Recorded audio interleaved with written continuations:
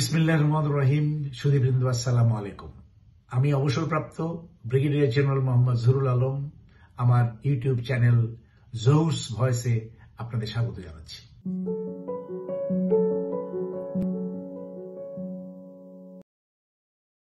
আজকে যে বিষয়টি নিয়ে আমি আলোচনা করতে চাচ্ছি সেটি হল বিডিআর বা পিলখানা হত্যাকাণ্ড তদন্তে সরকারের নতুন কমিশন গঠন।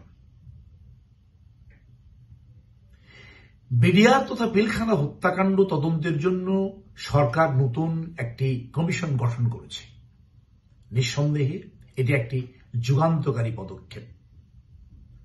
স্বরাষ্ট্র উপদেষ্টা অবশ্য দায়িত্ব গ্রহণের পর থেকেই বিডিআর হত্যাকাণ্ড তদন্তে নতুন কমিশন গঠন করার কথা বলে আসছিলেন, কিন্তু বিভিন্ন প্রতিবন্ধকতা তা বিলম্বিত হয়েছে। তবে শেষ পর্যন্ত এখন তা গঠিত হল, এটি বাস্তব। উক্ত কমিশন গঠনে নিহতদের পরিবার পরিজনদের প্রায় 17 বছরের অপেক্ষার অবসান হল। এখন ধৈর্য ধরে দেখার পালা প্রকৃত ষড়যন্ত্রকারী এবং হত্যাকারীদের চিহ্নিত করে কত দ্রুততার সাথে তাদের বিচারের সম্মুখীন করা যায়। অনেক আগে থেকেই বিডিআর হত্যাকাণ্ডে নিহতদের পরিবার পরিজন, বিভিন্ন রাজনৈতিক দল এবং অন্যান্যরা এই হত্যাকাণ্ডের সুষ্ঠু তদন্তের দাবি জানিয়ে আসছিল। জুলাই আন্দোলনের পর নিহতদের স্ত্রী সন্তানগণ সংবাদ সম্মেলন করে ওই হত্যাকাণ্ডের সুষ্ঠু তদন্ত ও বিচারের দাবি জানিয়েছে। এছাড়া কিছুদিন পূর্বে পুনর্গঠিত আন্তর্জাতিক বিচারিক আদালতে উক্ত হত্যাকাণ্ডের তদন্ত ও বিচারের দাবি জানিয়ে তাদের পক্ষে অভিযোগপত্র দাখিল করা হয়েছে। স্বৈরাচার ও ধূর্ত হাসিনা অবশ্য সেই নৃশংস হত্যাকাণ্ডকে বিডিআর বিদ্রোহ নামে অভিহিত করে আদালতে মামলা দায়ের করে বিচারের প্রক্রিয়া চলমান রেখেছে গত প্রায় 16 বছর ধরে। তবে দেশের জনগণ স্বৈরাচারের সেই প্রহসনের তদন্ত ও বিচার কোনটাই গ্রহণ করেনি এবং তারই ফলশ্রুতি আজকের এই নবগঠিত তদন্ত কমিশন। আমার বিশ্বাস নবগঠিত এই তদন্ত কমিশন তাদের বিচক্ষণতা দিয়ে নিরপেক্ষভাবে তদন্ত কার্যক্রম সম্পাদন করতে সক্ষম হবে। কমিশন প্রধান ইতিমধ্যে এই ধরনের একটা ইঙ্গিত আমাদেরকে দিয়েছেন।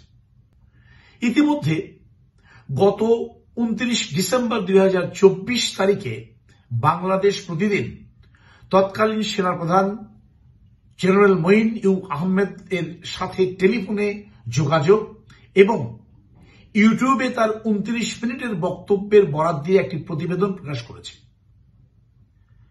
প্রতিবেদনটি তথ্যবহুল হলেও বোধ করি তা অনেক প্রশ্নের উদ্রেক করবে। তাছাড়া ওই প্রতিবেদনে উল্লেখিত গুরুত্বপূর্ণ ব্যক্তিদের মধ্যে বর্তমানে স্বরাষ্ট্র উপদেষ্টা, প্রাক্তন সেনাপ্রধান জেনারেল মুবিন, ব্রিগেডিয়ার জেনারেল হাকিম, মির্জা আজম, ফজলে নূর তাপস, জাহাঙ্গীর কবির নানক এবং তৎকালীন আইজিপি এখনো জীবিত আছেন। তাদের কাছ থেকেও মূল্যবান তথ্য পাওয়া যাবে বলে আশা করা যায়।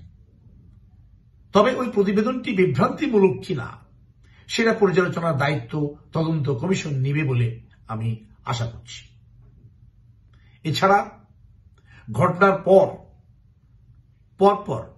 তদন্ত প্রক্রিয়ার সাথে ব্রিগেডিয়ার জেনারেল হাসান নাসির সম্পৃক্ত ছিলেন, যিনি টিভি, ইউটিউব সহ বিভিন্ন মিডিয়ায় তার বক্তব্য দিয়ে যাচ্ছেন।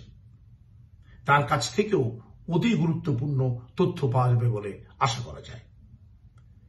তবে ইতিপূর্বে অনুষ্ঠিত সেই তদন্তে বেসামরিক ব্যক্তিবর্গের বা তৎকালীন সেনাপ্রধান সহ সংশ্লিষ্ট সেনা সদস্যদের বক্তব্য নেওয়া হয়েছিল কিনা তা অবশ্য জানা যায়নি।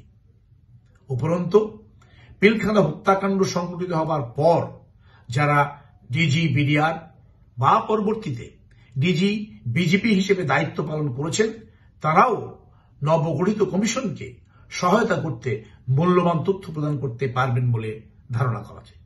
আমরা সকলেই এই নবগঠিত তদন্ত কমিশনের উপরে পূর্ণ শ্রদ্ধাশীল। তারা তাদের কার্যক্রমে কেবলমাত্র হত্যাকাণ্ডই নয়, বরং তার সাথে ষড়যন্ত্রকারী ও সাহায্যকারী হিসেবে কারা কারা সম্পৃক্ত ছিল, দেশি বিদেশি কোন ব্যক্তি বা সংস্থা ওই হত্যাকাণ্ডের ইন্ধন জুগিয়েছিল কি না, এবং সবশেষে কেনই বা তারা এমন জঘন্য হত্যাকাণ্ড সংঘটিত করল বা করেছিল তা উদ্ঘাটন করতে সক্ষম হবে। তদন্ত কমিশনের উপরে পূর্ণ আস্থা ও বিশ্বাস রেখে আমরা আগ্রহ ভরে চেয়ে আছি প্রকৃত অপরাধীদের জানবার জন্য। আমাদের অপেক্ষার পালা দ্রুতই শেষ হোক, এটাই প্রত্যাশা করছি। সবাই ভালো থাকবেন। আল্লাহ হাফেজ।